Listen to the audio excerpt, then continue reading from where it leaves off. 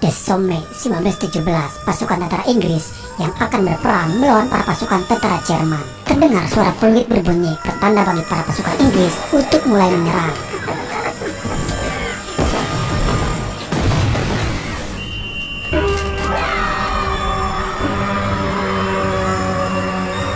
Pimpinan Inggris yang terluka dibawa ke tenda medis dengan 3 luka peluru di perutnya.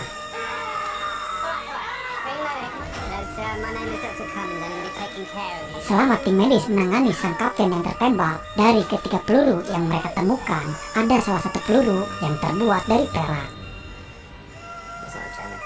Tim medis mengatakan kalau itu bukanlah peluru dari senjatanya tentara Jerman. Cerita mundur kembali ke 35 tahun sebelum peperangan terjadi. Di kediamannya keluarga Seamus Lauren, mereka adalah salah satu keluarga kaya raya di daratan Inggris. Di sana ada Isabel bersama Seamus dan kedua anak mereka, Edward dan Charlotte.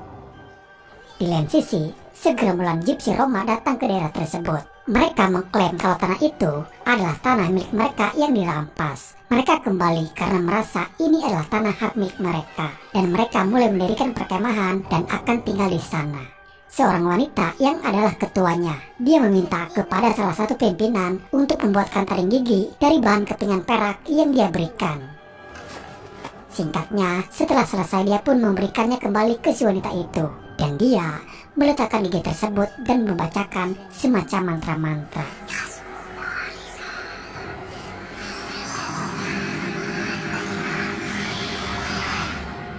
Di malam hari, Seamus dan beberapa tetua di desa melakukan pertemuan perihal terdengarnya kabar segerombolan Gypsy Roma yang tinggal di daerah yang tak jauh dari mereka.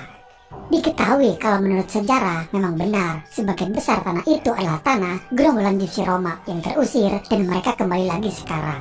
Namun karena keserakahan dan merasa terganggu dengan keberadaan mereka, justru para tetua desa dan Seamus merencanakan akan menyewa tentara bayaran untuk membantai gerombolan Gypsy Roma. Bukan diusir guys, tapi Gypsy Roma itu malah akan dibantai semuanya. Dan tragedi yang mengerikan itu pun terjadi. Perkemahan mereka dibakar, semua orang yang ada di sana pun dibantai. Mereka juga menangkap para pimpinan dari Gypsy Roma.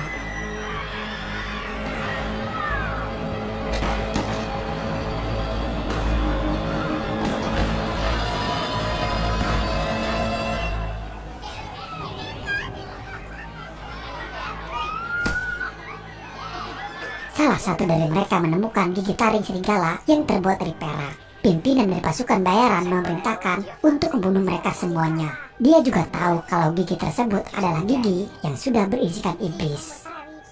Sementara dia diikat di sebuah salib, lalu kemudian didirikan sebagai orang-orangan sawah untuk menjadi peringatan bagi orang lain yang mungkin mencoba untuk menetap di tanah tersebut.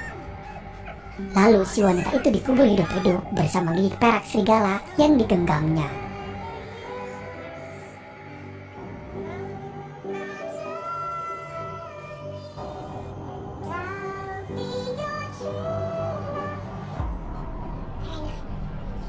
Setelah kejadian itu, penduduk desa, termasuk anak-anak Seamus, Edward, dan Charlotte, diganggu oleh mimpi buruk orang-orangan sawah Roma dan taring perak.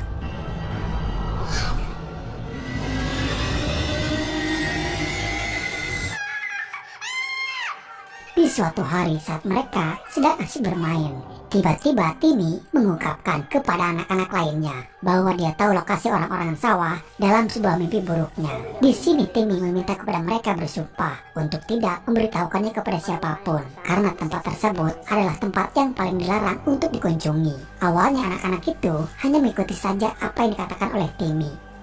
Setelah mereka tiba, diketahui kalau ternyata hampir semua anak-anak yang ikut pernah dimimpikan soal penampakan orang-orangan sawah dan gigi perak. Timmy diliputi keinginan untuk menggali taring peraknya, namun Edward mencoba untuk menghentikan karena Edward merasa ketakutan, takut sesuatu yang buruk akan terjadi. Tapi Timmy akhirnya berhasil menggali dan mendapatkan wadah yang berisikan gigi perak. Timmy seperti ada dorongan yang kuat untuk memakai gigi peraknya. Lalu tiba-tiba Timmy mulai bertingkah aneh dan langsung menyerang Edward dan menggigit lehernya. Saat itu anak-anak lainnya lari ketakutan.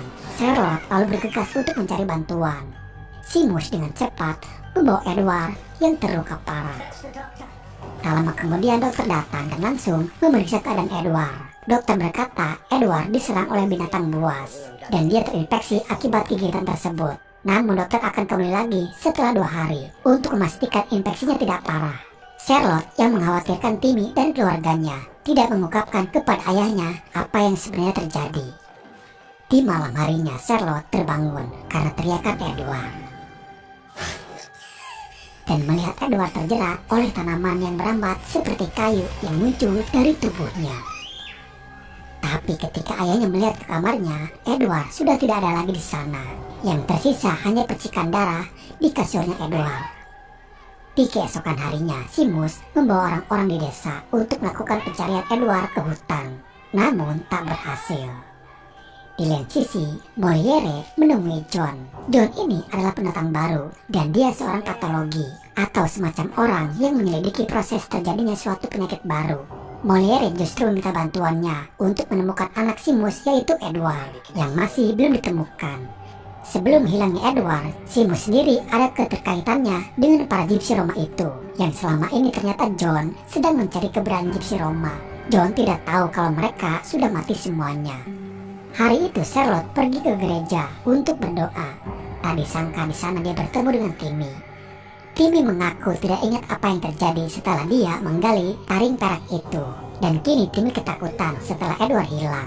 Tapi Charlotte meyakinkan Timmy tidak ada yang tahu soal kejadian pada saat itu. Di sini Timmy kemudian membacakan ayat di dalam Bible kepada Charlotte. Dari kitab Yezekiel berkata, 30 keping perak adalah kepingan koin yang dibayarkan Yudas kepada Yesus untuk penebusan pengkhianatannya. Dari pernyataan kitab tersebut ada kesamaan dengan mimpinya Timmy. Kalau taring gigi perak itu terbuat dari 30 keping peraknya Yudas. Timmy juga berkata kalau peraknya kini dia simpan di tempat yang sekarang dia duduki. Timmy juga bermimpi melihat adanya api kematian. Mereka akan mati semuanya karena harus membayar dosa yang dilakukan oleh orang tua mereka. Timmy lalu keluar dari gereja. Dia melihat ada Edward dari kejauhan. Dia mencoba memanggil, namun terlihat Edward malah masuk ke dalam hutan. Di tengah rerumputan, Timmy melihat rumputnya itu bergerak dengan cepat menghampiri dia. Lalu tiba-tiba, sesosok makhluk menyerang dan menggigit Timmy hingga tangannya terluka parah. Dia melarikan diri ke dalam hutan dan bersembunyi masuk ke sebuah gubuk. Namun naas makhluk itu tahu keberadaan Timmy di sana. Moliere dan John akhirnya menemui Seamus. Mereka bersama tetua desa lainnya mencari jejak keberadaannya Edward ke dalam hutan. Dari info yang mereka dapatkan di hutan itu, justru mereka malah menemukan mayatnya Timmy yang sudah membusuk. Dari mayatnya Timmy, John menemukan ada sobekan ayat Ezekiel. Di sini mereka masih mengira kalau kematian Timmy karena serangan hewan buas. Di sini John menawarkan diri kepada Seamus yang akan membantu mencari Edward. Seamus pun membawa John ke manornya. Saat John menyelidiki apa yang terjadi kepada Edward, termasuk memeriksa sampel darah yang masih menempel di pintu. Di malam harinya, ternyata John juga mengalami mimpi buruk, di mana saat itu John melihat kuburan si wanita bersama gigi peraknya. Dan dia juga melihat istri dan anaknya dibawa orang-orang sawah yang kembali hidup. Dari hasil penelitiannya, John menemukan darahnya yang dia teteskan ke bekas darahnya Edward. Ternyata itu bisa mengubah sel darahnya sendiri. Kemudian ada 3 warga desa yang akan masuk ke ladang untuk bekerja. Meskipun mereka was-was dan takut akan munculnya makhluk buas itu, namun ketakutan mereka terbukti nyata.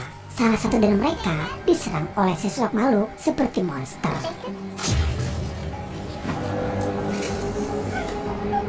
Melihat itu pun Anne langsung bergegas lari, namun monster mengejar dan menggigit Anne.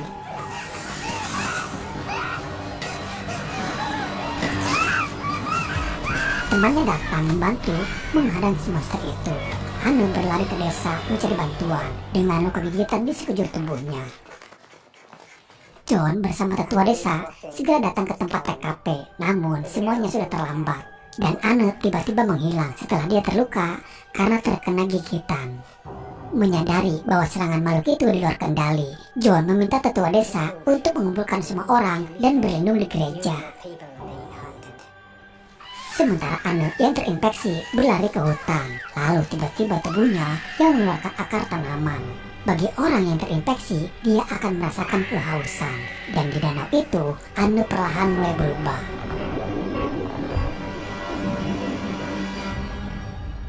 Saat itu Isabel menanyakan kenapa John sangat ngotot mencari makhluk itu. Di sini diketahui kalau istri dan anaknya yang tewas karena mereka diserang oleh makhluk tersebut. Itulah kenapa John sangat ingin tahu dan ingin menyelidiki makhluk yang menyerang warga desa. John juga mencari Gypsy Roma itu karena sebelumnya dia pernah bertemu. Dan mereka berkata kalau makhluk itu adalah makhluk kutukan. Dan dia datang karena dosa manusia. Isabel mendengar hal itu pun akhirnya bercerita soal suaminya yang dulu pernah bersengketa tanah dengan golongan Gypsy Roma. Namun kala itu Seamus datang dan langsung memotong pembicaraan mereka. Di keesokan harinya, John nekat berburu makhluk bos itu sendirian. John kembali ke gubuk di mana mayat Timmy ditemukan. Di sini John membuat sebuah perangkap dan akan menjebak makhluk tersebut.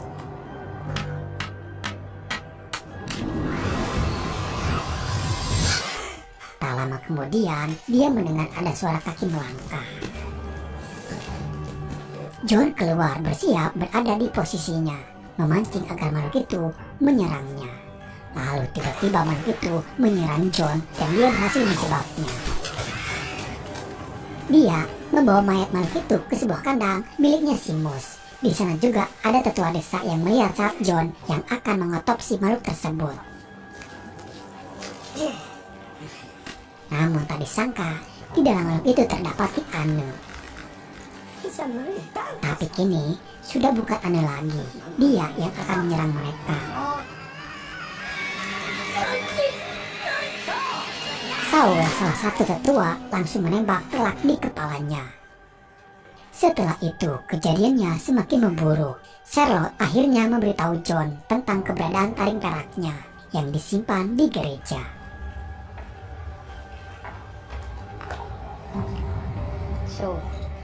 Sementara di lain sisi, Anis, ART-nya Seamus. Kini makhluk itu ada di hadapan dia, menyerang dan menggigitnya.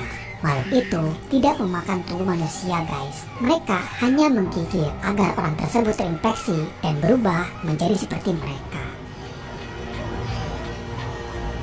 John mengambil taring giginya dan melelehkannya menjadi 4 peluru perak. Anis menyembunyikan lukanya dari keluarganya Seamus. Namun saat itu John merasa curiga akan keberadaan makhluk itu datang ke rumahnya Seamus. Sementara Anis mulai menunjukkan gejala karena terinfeksi. Di malam itu Seamus mendengar ada suara-suara aneh di dalam rumahnya. Untuk memastikan, dia mencoba memeriksanya. Lalu tiba-tiba saja Seamus diserang dan membuat lilin yang dibawanya membakar kain yang ada di sana. Kegaduhan itu terdengar oleh Isabel. Sementara John yang sibuk di dapur membuat kopi. Isabel menanyakan apakah dia melihat Seamus. Anis yang sudah sepenuhnya menjadi makhluk buas sekarang. Kekacauan terjadi saat api itu mulai membesar dan menyebar ke seluruh ruangan. Seamus yang terkena gigitan melarikan diri ke kandang. Dia sadar kalau dirinya sebentar lagi akan berubah. Seamus memilih membakar dirinya sendiri di sana. Isabel bersama Charlotte yang masih terjebak di dalam rumah karena di luar kamarnya makhluk itu masih berkeliaran. Dengan perlahan dia mencoba keluar dan sebisa mungkin untuk tidak menimbulkan suara. Mereka pun berhasil kabur dengan rumah mereka yang sudah terbakar habis.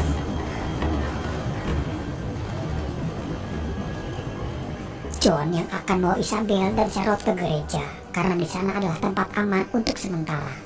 Namun tak mudah bagi mereka karena di tengah perjalanan yang melewati hutan, makhluk itu kembali mulai meneror mereka.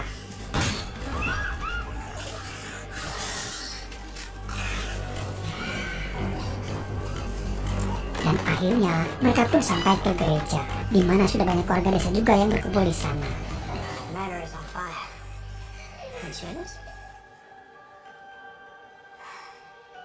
Beberapa saat kemudian, di keheningan malam, di saat semua orang tertidur, Isabel memanjatkan doa. Tak lama kemudian, Isabel mendengar suara Edward yang memanggil, meminta tolong.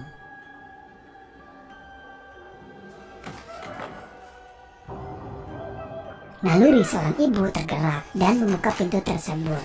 Di saat bersamaan, orang-orang di sana pun mulai terbangun. Lalu keluar, sesosok makhluk buas itu muncul di hadapannya Isabel dan menyerang semua orang yang ada di sana. Kutukan itu benarnya tak adanya berluar ke desa. Dengan brutal membabi buta, pasti itu mengamuk di sana.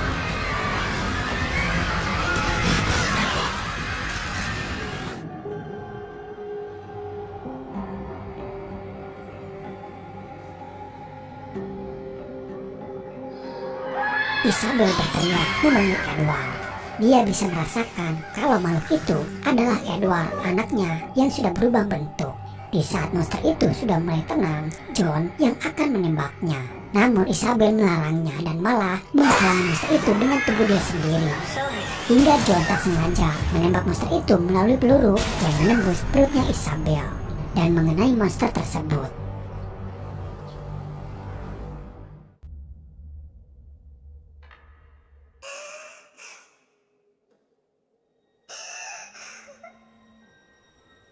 Kita juga diperlihatkan bayangan di mana saat Kapten Inggris yang terkena tembakan pada saat di awal film, guys. Isabel sekarat, sementara monster itu setelah terkena tembakan dari peluru perak berubah kembali menjadi sesosok Edward. Lalu di sini kita tahu, guys, kalau ternyata saat di awal film Kapten Inggris yang tertembak itu adalah Edward dewasa. Peluru perak itu masih ada di dalam tubuhnya Edward dan ditemukan kembali setelah tim medis mengobati lukanya Edward yang terkena tembakan dari senjata Jerman. Isabel tewas memeluk Edward, namun tak lama kemudian justru Edward tersadar kembali dan melihat ibunya yang sudah tewas.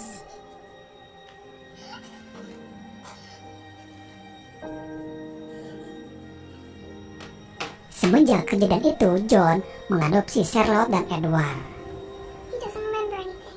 Charlotte dewasa mengembalikan peluru peraknya yang keempat kepada John yang sudah menua. Yang Charlotte temukan peluru itu di tubuhnya Edward, dan Edward dinyatakan tewas dalam peperangan tersebut. Lalu film pun selesai. Oke guys, jadi film ini mengulang kembali saat dimana Kapten Inggris Edward Loren terkena tembakan tentara Jerman. Dan saat itu tim medis mengobati luka tembaknya sang kapten. Justru tim medis malah menemukan peluru lain yang berbeda di tubuhnya Edward.